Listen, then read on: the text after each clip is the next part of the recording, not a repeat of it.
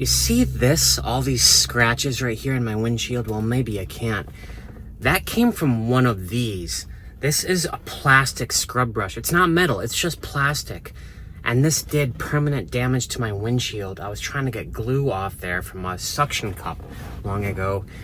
That is the reason why when I came back from my road trip with bug schmutz all over my windshield, I avoided using any type of abrasive for getting rid of it. I tried to go all chemical. I went with Goo-gone, which works so well at getting glue off other parts of the van. I thought it would get rid of the bug schmutz, and it did. The problem is, ever since then, it's left these horrible streaks all over my windshield. I thought maybe it damaged the glass until I got out there and took a look and did some wiping of the wiper blades. Noticed that the streaks on my windshield kind of matched the outlet of the wiper blades. It turns out that Goo-gone melted the rubber of my wiper blades. It didn't damage the glass, it damaged the wiper blades itself. I just replaced those this spring. They were like less than 3 months old. So now you know, Goo-gone and the rubber parts of those wiper blades don't match. You could see the bubbles all over the things. I'm gonna hop into an AutoZone here, get some replacement wiper blades. As for the residual streaks on my windshield, the consensus from those comments is isopropyl alcohol. So there's also Harbor Freight right behind me, you can see it. I think they sell that in there. That it? I'm glad the guys at AutoZone looked up my vehicle model in their computer. Apparently it's a different size wiper blade for the passenger side and the driver's side. I never would have known that. While I'm here, I thought I would pick up some of this scratch out kit remover stuff to remove those glasses from that pad. I'm not sure if this stuff works. Worth a try. I also want to get some of that waterless cleaner stuff. I always find it hard to go into AutoZone and not buy extra stuff. These are the wiper blades. I also got some of this beautiful vanilla scented cleaner, so it'll smell like vanilla in there. Tons of the black ice stuff. I'll just have to pile on the smells. I love the black ice and that scratch remover stuff. As for these blades, I've never changed wiper blades myself. I mean, how hard can it possibly be? I now see what the AutoZone guy said about them being different sizes. So this is the passenger side. Apparently you just push this button and it slides right off. Now, the new one came with a bunch of different types of adapters. I'm not sure why. It comes with one attached to it. It should just slide on into that button just like the old one. I'll try the default one first. Let's see, I guess you just kind of push it on and it pops and snaps, and yeah, that's pretty much it. Easy enough. The driver's side one, this was the one most damaged by the Goo-gone. Oh yeah, you can see all the blisters on this thing. This is the blade I am replacing, and there are these blisters on the rubber, like either from acid or like it had been heated. I guess that's what the Goo-gone did to it. Left those awful streaks all over my windshield. As for the streaks, I'm gonna take the most popular advice from you guys and use some isopropyl alcohol. I think they sell some of that in Harbor Freight. I need some other stuff in there too. Suppose I need some of these. So getting more of this. I can already see that all of those smears are gone. It will be much more noticeable when I'm driving at night though. The last thing I want to do is repair the scratches from where I used that scrub brush.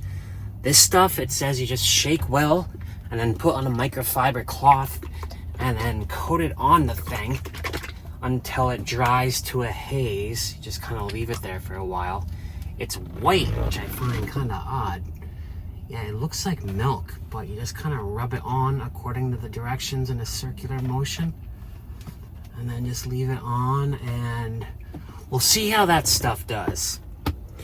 The other thing I got at Harbor Freight was, ooh, God, I gotta be careful about this stuff exploding everywhere. Anyway, I got more of this waterproof tape. This is for my bike system.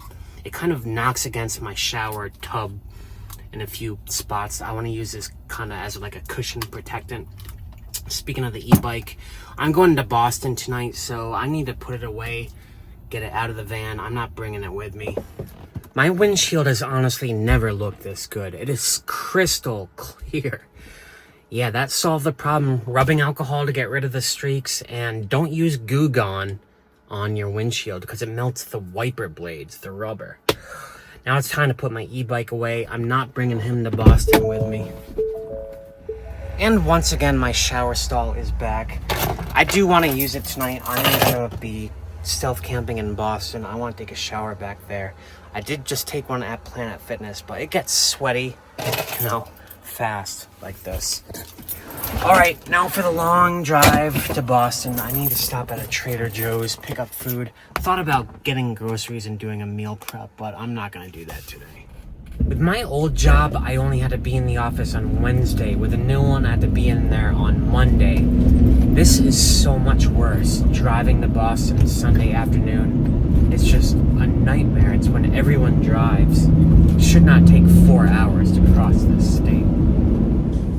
Let's get to it. I don't feel like cooking tonight or tomorrow night or the night after, so I got 3 days worth of food at Trader Joe's. $48 for the record. I could cook a week's worth of food from Market Basket for $38. It's the price you pay. At least I'm having that rosemary chicken stuff that I love. Have not had that in I don't know, a couple of months probably. Anyway, I'm getting close to Boston. I am tired today. I don't know, I'm just exhausted. So I think I'm just gonna find a place to sleep and go right to bed.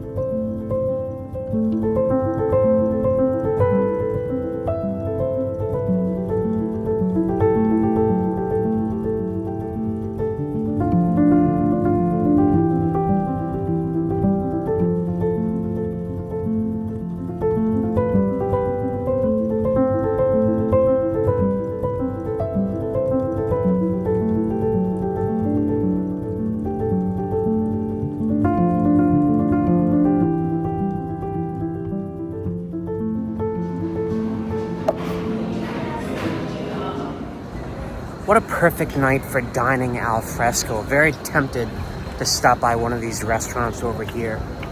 I haven't talked to you guys in a few days. I think I left off getting to Boston and I just crashed. I was so tired. I went right to bed. I've been in Boston 2 days already. Did my trip downtown. I'm probably gonna be in Boston for a couple of weeks. This Friday night, I'm going to a concert, the Pixies. So I'm gonna hang around all week. That adds a complication. That means I need to move around. I don't like sleeping in the same spot for more than 2 nights in a row. Tonight, I am stealth camping on the street. First time I'm stealth camping with my van as decked out as it is. All the stuff on the roof, solar panels that people in the apartments can clearly see from above. Obviously, my van is like a camper. It does not look like a contractor's van, even remotely anymore. Still, I think I should be okay. Tonight I'm sleeping in this safe area and it's like the perfect temperature. I'm actually gonna take a shower in my van. I don't think I even need to run the heater tonight because it's like the water's already hot, One of the benefits of stealth camping in the summer. Look at how much they've developed this area. Watertown, the Arsenal Yards. There's picnic tables over here with grills, little hibachis. I'm not sure why. I'd love to do a cooking marathon out here. It's a beautiful location, but there's nowhere to park. I don't understand how anyone can cook here if there's nowhere to park. Anyway, to get back to my van, I have to take a cockamamie route, which I'm used to, bushwhack down a little ledge right here. Now, I think there's a chain link fence down at the bottom here, and there is exactly one hole in it. Let's see if I can still find it, because I don't want to get tetanus. And let's see, where is that chain link fence? There's the fence, and I think this is the hole that I came through right here. Yeah, massive shortcut right here. Ugh. There we go, the beautiful Charles River. The street I'm parked on tonight is usually absolutely crowded. I haven't been here in like 6 months, but it's weird that I'm the only one parked here. I think they might be doing something with the road, like repaving it. I'm gonna walk to the end of the street and see if they put up any signs about parking restrictions. Always important to do that.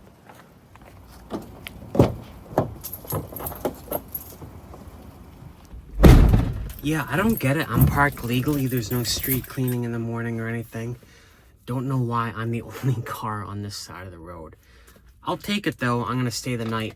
Believe it or not, I left all that scratch filler stuff that I put on my windshield a couple of days ago. It's been up there for like 48 hours. I just haven't had a chance to wipe it off.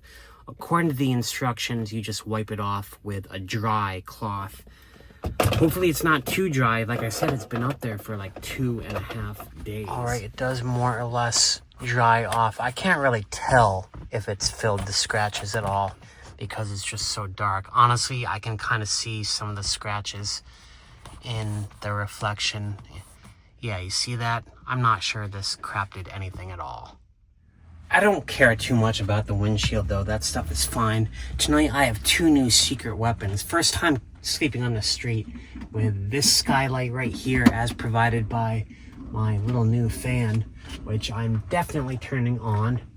I'm not gonna run the AC tonight. It makes a loud noise that you can hear outside. That's the thing, when you're stealth camping, like, you can't use all these tools that you'd otherwise want to use. And I also have that beautiful skylight lighting up the back of my van. I can see it right now. It's so pretty. One of my first nights stealth camping, sleeping in this van after I first got it, before I kitted it all out when it was just a bare cargo van, I remember sleeping in here and someone walked by late at night, a couple, and one of them said, "Look at that sketchy van."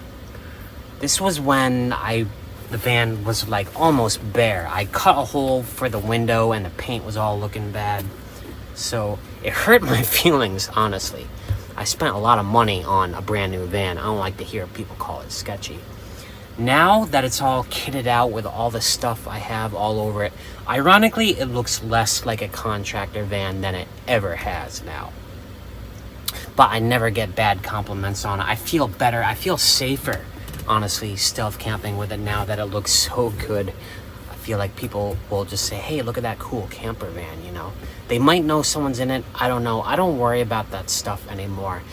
I have slept in like parking lots, streets, all over this country. I've been doing it for 3 years, and not once have I ever had any incident, any problem, anyone knocking on my window.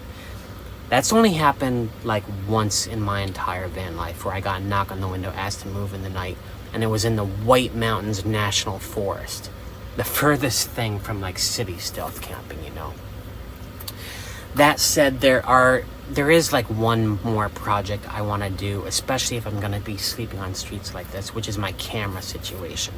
Earlier, I bought these magnetically attached external cameras, which broadcast to a TV right here. They're great. I haven't been able to use them because they go on the roof, and my luminous roof rack is aluminum. It's not magnetic. I need to attach some sort of like plate, a metal plate up there. Gonna try to do that tomorrow. I also want to attach a better reverse camera than the Ford factory one, which goes wonky all the time due to like, you get one raindrop on the lens, you can't rely on the thing. I want to install an even better one. I got one down here. Gonna try to do that tomorrow.